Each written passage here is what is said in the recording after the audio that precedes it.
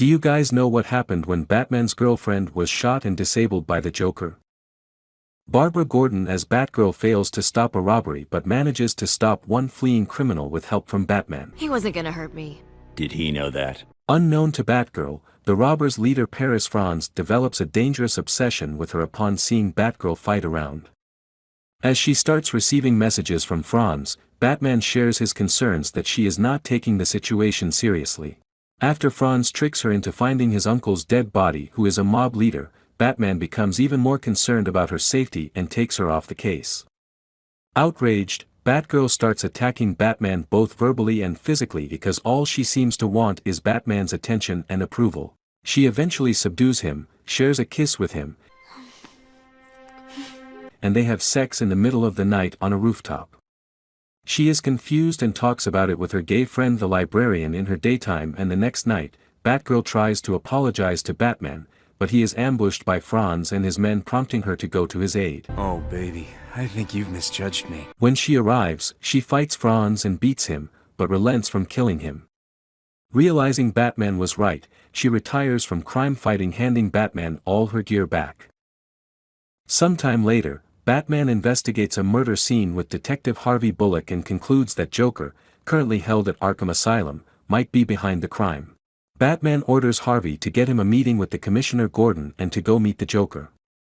Batman goes to Arkham to talk to the Joker, only to discover that he had escaped. Where is he? He then learns that Joker attacked Barbara and her father, Commissioner James Gordon, shooting and permanently paralyzing her in front of Gordon before kidnapping the Commissioner.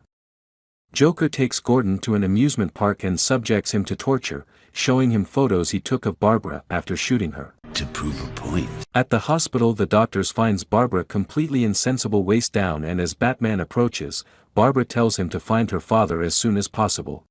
While the present-day story progresses, flashbacks are used to explain Joker's origins, where he used to work as an engineer at a chemical factory, later quitting his job to follow a career as a stand-up comedian, only to fail many times.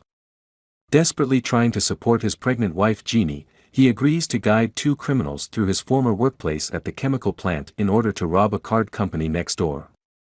During the planning, the police inform him that Jeannie and her baby both died in a household accident. Grief-stricken, he tries to withdraw from the plan, but the criminals talk him into keeping his commitment to them. At the plant, the criminals have him don the red mask and cape. Once inside, they run into security personnel, and a shootout occurs. The criminals are gunned down and the engineer is confronted by Batman. Terrified, the engineer trips and falls into the chemical plant's waste pound, managing to escape Batman in the process, and is swept through a pipe leading to the outside. Once outside, he realizes that the chemicals have permanently bleached his skin chalk white, stained his lips ruby red, and dyed his hair bright green. The entire ordeal, combined with Jeannie's death, drives him into insanity and leads him to become the Joker. Back in the present day, and after many unsuccessful attempts, Batman manages to find Gordon after Joker sends him a clue that leads him to the amusement park. Batman has to fight all the circus freaks that Joker sends against him, and Batman saves Gordon while the Joker retreats into the funhouse.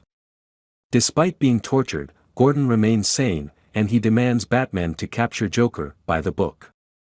Batman follows Joker through the funhouse as Joker tries to persuade him that the world is just one big joke and thus not worth fighting for. I'm crazy for it. He also states that just one bad day is enough to drive an ordinary man insane, and mocks Batman by correctly guessing that it was one bad day that drove Batman into becoming a vigilante. After a ferocious battle, Batman manages to subdue the Joker, tells him that Gordon remains sane despite everything he suffered, and concludes that Joker is alone in his madness. It's just you. He then attempts to reach out to Joker, offering his help in rehabilitation in order to put an end to their everlasting fight, which Batman fears may one day result in their deaths.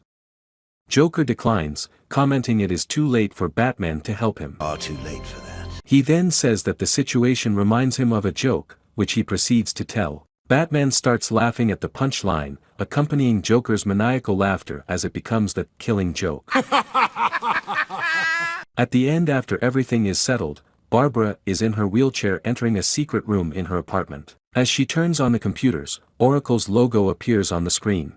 The morale of this story is that no matter how the world treats you, you always have to remember that your own qualities will decide your standards and not anything else. That's why Batman tells Joker that there is enough in him to save himself and to accept Batman's help to do what is right and make things right. Thank you for watching Second Look. Like, comment and subscribe for more videos.